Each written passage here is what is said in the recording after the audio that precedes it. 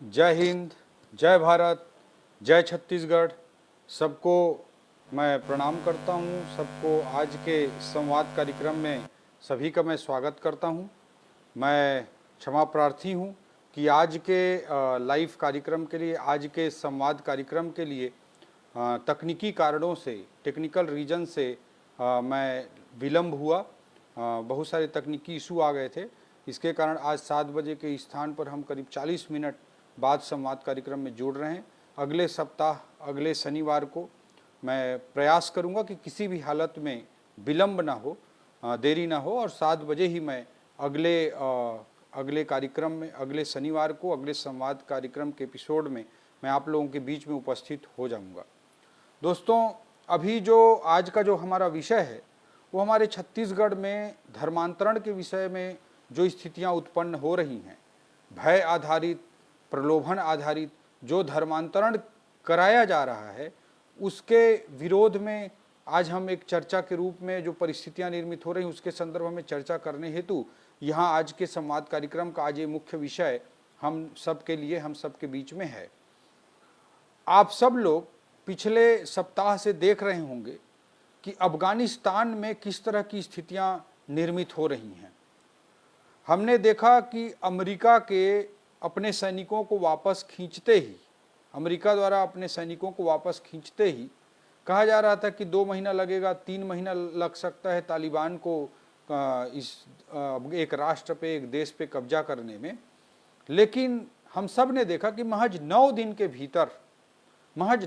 भीतर तालिबान जैसा विध्वंसक ग्रुप, तालिबान जैसा नकारात्मक ग्रुप एक राष्ट्र के पहले ही 3 दिन 4 दिन में प्रांतीय राजधानियों को पहले कब्जा कर लेता है, और तालिबान जाकर के 90वें दिन तक देश की राजधानी काबुल में अपना कब्जा कर लेता है।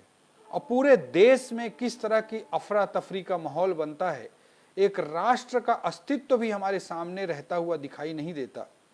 वहाँ के क्रिकेटर, वहाँ के कलाकार, वहाँ की महिलाएं, वहाँ के साहित्यकार पूरी चारों तरफ त्राहिमाम त्राहिमाम करते हुए पूरी दुनिया को गुहार लगाने के अलावा उनके सामने कोई रास्ता बचता नहीं है। और पूरा राष्ट्र देखते देखते महज 9 दिन के भीतर में कुछ विध्वंसक नकारात्मक समूहों के सामने, कुछ नकारात्मक लोगों के हाथ में चला जाता है। ये किस तरह की भयावह स्थिति अफगानिस्तान में निर्मित हुई, ये हम सब के लिए विचारणीय विषय है, हम सब के लिए सोचने का विषय है।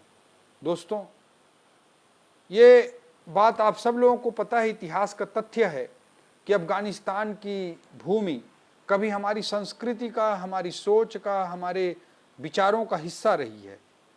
लेकिन वहाँ जिस तरह से स्थितियाँ कुछ 100 सालों में इतिहास में निर्मित हुई, उन्होंने अफगानिस्तान को आज उस स्थिति में पहुँचा दिया कि एक राष्ट्र के अस्तित्व कहने पर भी हमें अजीब सी स्थिति का सामना करना पड़ता है। एक राष्ट्र की स्थिति मानने में ही हमको प्रॉब्लम होने लगता है। और जब राष्ट्र की उस तरह की स्थिति उत्पन्न होती है तो वहाँ की बहनों के साथ, वहाँ की माताओं के साथ, वहाँ के अफगानिस्तान के, वहाँ के जो समाज में जो सकारात्मक सोचने वाले लोग हैं, उनके साथ किस तरह की स्थिति निर्मित हुई, इसको हम सब ने देखा।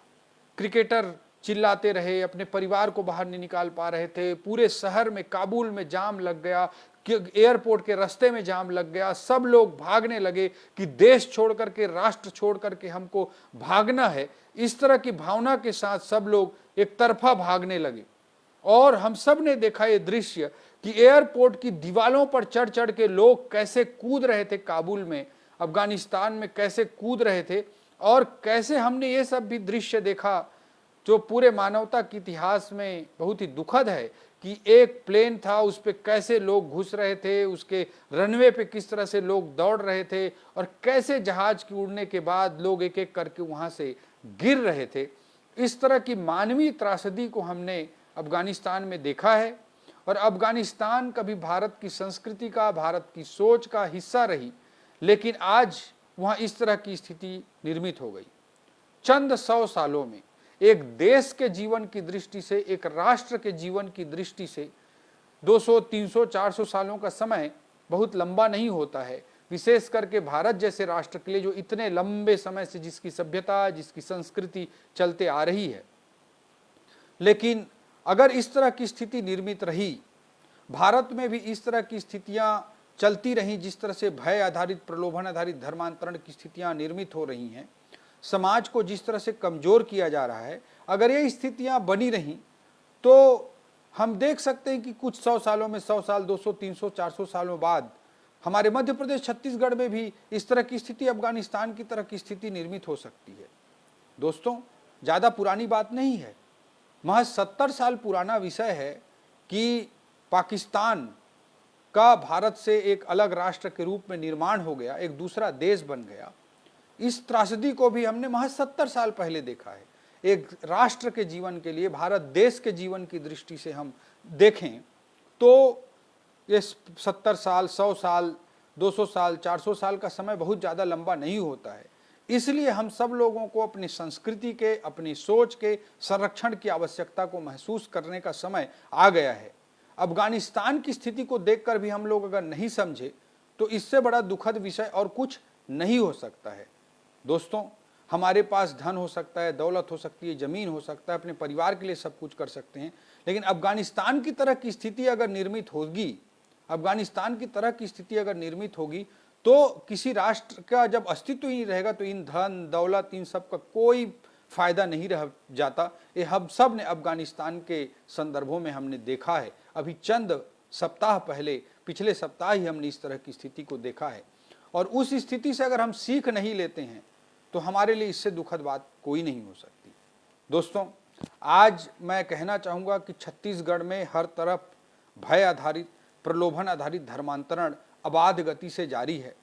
पहले हम लोग ज़्यादातर सुनते थे, देखते थे कि जो हमारे उत्तरी छत्तीसगढ़ का हिस्सा है, सरगुजा क्षेत्र का, सरगुजा संभाग का जो क्षेत्र है, जसपुर का जो क्षेत्र है, उन सब क्षेत्रों में, या दक्षिणी छत्तीसगढ़ का जो हिस्सा है, बस्तर के हमारे सुदूर वनांचल जो हैं, हमारे वनवासी भाइयों के, आदिवासी भाइयों का जो क्षेत्र है, अनुसूचित जनजाति के भाइयों का जो क्षेत्र है, उनमें ज़्यादातर इस तरह की स्थितियाँ निर्मित होने की बातें आती थी। लेकिन आज हम देख रहे हैं कि प्लेन एरिया में, प्लेन छत्तीसगढ़ में, समतल भाग में भी छत्तीसगढ़ के अलग अलग जाति समूहों के बीच में, पहले जो अनुसूचित जनजाति, अनुसूचित जाति भाइयों के बीच में ज़्यादा केस, कई तरह के बातें सामने आती थी, आज हम अन्य जाति समूहों में, अन्य वर्गों में भी इस तरह की स्थिति को देख रहे हैं, जो हमारे पूरे छत्तीसगढ़ के लिए बहुत ही दुखद स्थिति मैं कहना चाहूँगा। दोस्तों, भारत की जो भूमि है, इसमें सभी विचारधाराओं को, सभी अलग अलग पूजा पद्धतियों को स्पष्ट रूप से मान्यता दी गई है। हमारे देश में, हमारे हिंदुत्व के विचार में, हिंदुत्व स्पष्ट करना चाहूँगा कि कोई पंथ का नाम नहीं है, किसी समूह का नाम नहीं है, बल्कि एक सोच और संस्कृति का नाम हिंदुत्व है।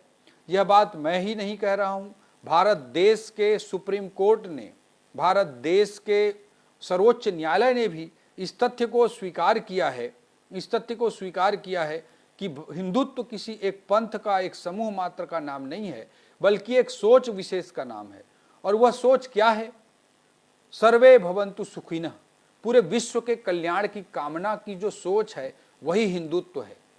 और हिंदुत्व में क्या कहा गया? एकम सद विप्राह बहुधा वदंती, एक ही सत्य को बुद्धिमान लोग अलग अलग तरीके से व्याख्यायित करते हैं। यही हिंदुत्व की सोच है। अलग अलग पूजा पद्धतियों को मान्यता दी गई है, यही हिंदुत्व की सोच है, हमारी संस्कृति की सोच है। पूजा पद्धतियों को, अलग अलग पूजा पद्धतियों को हिंदुत्व की सोच स्पष्ट रूप से मान्यता देती है। हम देखते हैं कि कोई शिव जी की पूजा कर रहा है, कोई विष्णु जी की पूजा कर रहा है, कोई कार्तिकेय जी की पूजा कर रहा है, कोई भगवान के भक्त हनुमान जी की पूजा कर रहा है। दुनिया के किसी भी धर्म में ऐसा नहीं होता, वहाँ पे केवल एक ईश्वर को, एक धर्म ग्रंथ को मान्यता दी जाती है। लेकिन हमारे यहाँ अलग अलग देवताओं को, अलग अलग देवियों को की पूजा करने की परंपरा है। हमारे हिंदुत्व की सोच ही है जिसमें कहा जाता है कि ईश्वर तो समुद्र की तरह है और उसे प्राप्त करने के मार्ग नदियों की तरह हैं। जैसे अलग अलग नदियां जाकर ईश्वर में मिल जाती हैं, वैसे ही हिंदुत्व की सोच मानती है कि एक ही ईश्वर है, उस तक पहुंचने के अलग अलग पूजा पद्धति के रास्ते हैं। लेकिन दुनिया के दूसरे धर्मों में, दूसरे सेक्ट में इस तरह की बात नहीं होती है। दूसरा, शिव जी, इनकी अलग अलग पूजा, हम शिव जी की, कोई पार्वती जी की, कोई हनुमान जी की पूजा करता है। दूसरा, कोई मूर्ति पूजा को मानता है, कोई मूर्ति पूजा को नहीं मानता है। कोई ईश्वर के अस्तित्व को स्वीकार करता है, ईश्वर के अस्तित्व को स्वीकार नहीं करने वालों को भी नास्तिक संप्रदाय के रूप में हमारी सोच में, हमारी संस्कृति में एक जगह उनको भी दी गई है। तो इस तरह से अलग अलग पूजा पद्धतियों को तो निश्चित रूप से हिंदुत्व में स्वीकार किया गया है, हिंदुत्व की सोच, हिंदुत्व की संस्कृति में स्वीकार किया गया है।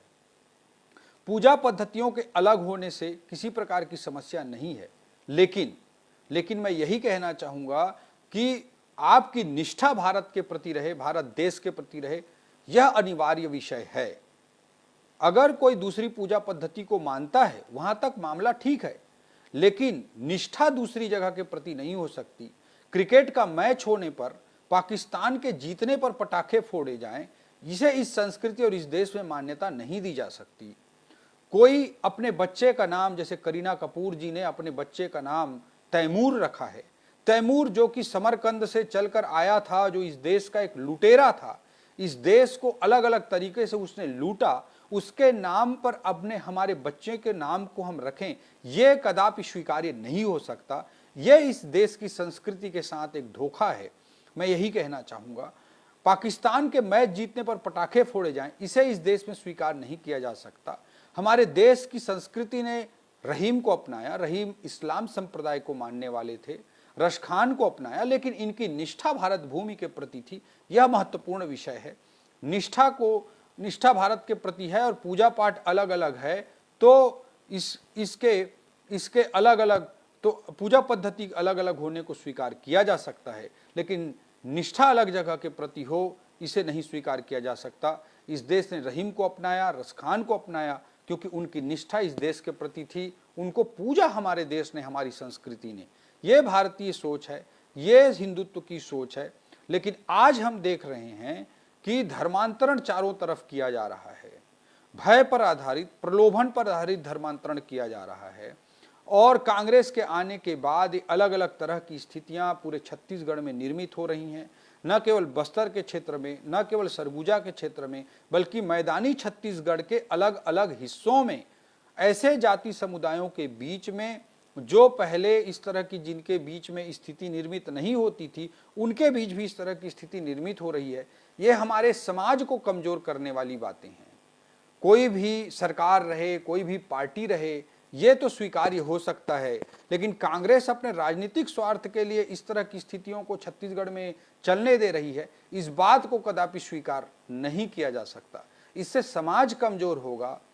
महज 70-75 साल पहले मजहब के आधार पर इस देश में एक दूसरे देश का निर्माण हुआ, इस देश का विभाजन हुआ, जो इस देश की इतिहास की सबसे बड़ी त्रासदी मैं मानता हूँ। महज कुछ 100 सालों तक भारत भूमि के, भारत संस्कृति जिस अफगानिस्तान की भूमि पर, जिस क्षेत्र में रहती थी, वहाँ की आज हालात किस तरह के हो गए हैं, उसे हम देख रहे हैं।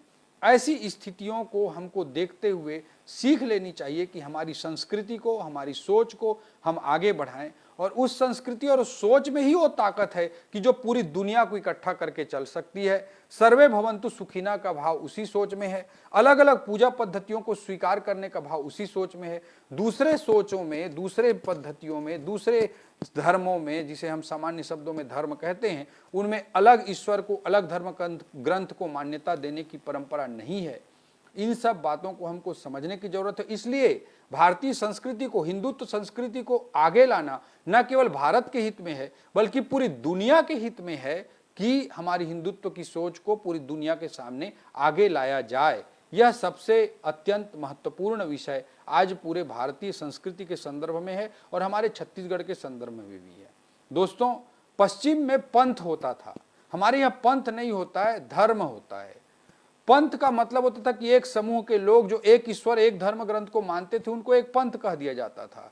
और जब पश्चिम में जो 15वीं 16वीं शताब्दी के बाद, जिसे आधुनिकता का उदय कहा जाता है पश्चिम के इतिहास में, उसके बाद पादरियों का जब सरकारों पर इंटरफेरेंस बढ़ गया, तब वह पंथ निरपेक्षता की बात आई। हमारे देश में तो पंथ का कोई कॉन्सेप्ट नहीं, हमारे यहाँ धर्म है। और धर्म का मतलब कोई एक समूह मात्र नहीं होता है, धर्म का मतलब होता है दायित्व का बोध, सेंस ऑफ रिस्पॉन्सिबिलिटी। हमारे दायित्व का बोध जो होता है उसे हम धर्म कहते हैं। युधिष्ठिर को हमारी परंपरा में धर्मराज कहा गया है, इसलिए नहीं कि वो 24 घंटे में 15 घंटे रोज पूजा करता था, बल्कि इसलिए उसे धर्मराज कहा गया है क्योंकि वह अपने दायित्वों का सही तरीके से निर्वहन करता था, इसलिए उसे धर्मराज कहा गया है हमारी पद्धति में। तो दोस्तों, हमारे देश में धर्म की बात है, इसलिए कभी भी राजनीति, कभी भी सत्ता धर्मनिरपेक्ष नहीं हो सकती। सत्ता को पंथ निरपेक्ष तो होना ही चाहिए। वो हिंदुत्व की ही सोच है कि अलग अलग पूजा पद्धतियों के को सम्मान के साथ देखो, ये तो हिंदुत्व की सोच है। इसके लिए अलग से हमारे देश में पंथ निरपेक्षता लाने की आवश्यकता उस संदर्भ में नहीं थी। लेकिन जो पंथ निरपेक्षता और धर्म निरपेक्षता को कांग्रेस के लोग, कम्युनिस्ट लोग जो एक साथ रखने की, देखने की कोशिश करते हैं, उससे सारा गड़बड़ झाला होता है।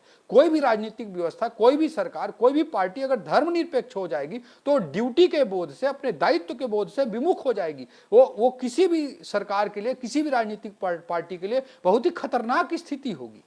इसलिए धर्मनिरपेक्षता एक जो कांग्रेस की सोच, कम्युनिस्टों की सोच में दिखाई देती है, उससे हमको बाहर निकलने की जरूरत है। धर्म हमारे यह दायित्व बोध कराता है। राजा का प्रजा के प्रति क्या धर्म है, प्रजा का राज्य के प्रति क्या दायित्व है, बड़ों का छोटों के प्रति क्या धर्म है, बड़ों के छोटों के प्रति क्या दायित्व, यही धर्म के परिभाषाएं हैं। और जहां तक हिंदुत्व की सोच है, अलग अलग विचार पद्धतियों को अनिवार्य रूप से मान्यता दी गई है, लेकिन जो देश के प्रति निष्ठा, भारत भूमि के प्रति निष्ठा, उसका आग्रह हम राष्ट्रवाद के तहत सभी जगह सभी करते आए हैं, करते रहेंगे। और हमारे छत्तीसगढ़ में आज जो परिस्थितियां निर्मित हो रही हैं, वो छत्तीसगढ़ को कमजोर होने से नहीं रोक सकती। इसलिए मेरा आग्रह है कि हमारी संस्कृति को, हमारी सोच को, जो एक महान सोच है जिसमें वसुधैव कुटुंबकम का भाव है, विश्व बंधुत्व की कामना है, जिसमें अलग अलग विचार पद्धतियों को, पूजा पद्धतियों को मान्यता दी गई है, उन सबको हिंदुत्व की सोच ही लेकर चल सकती है। इसलिए न केवल भारत की दृष्टि से बल्कि संपूर्ण विश्व के कल्याण की दृष्टि से हिंदुत्व के सोच को आगे बढ़ाने की आवश्यकता है। और इस सही मायनों में अच्छे सोच, हो सकता है कि हमारी संस्कृति के भी कई कमजोर कड़ियां हों, जैसे जाति प्रथा को मैं खुले रूप पे विरोध करता हूं, महिलाओं के साथ जो असमानता कई वर्षों तक आती रही, सती प्रथा जैसी कुप्रथाएं रही, उसका विरोध करता हूं। लेकिन जो भारतीय संस्कृति की जो मूल सोच है, उसके उदात्त जो पक्ष हैं, उनको हमको आगे लेकर चलेंगे, तभी पूरी दुनिया में सर्वे भवन्तु सुखिनः का भाव आ सकता है, तभी हम पूरी दुनिया में विश्व बंधुत्व की भावना आ सकती है। और पुनः मैं कहना चाहूंगा कि न केवल भारत भूमि के लिए बल्कि पूरी दुनिया के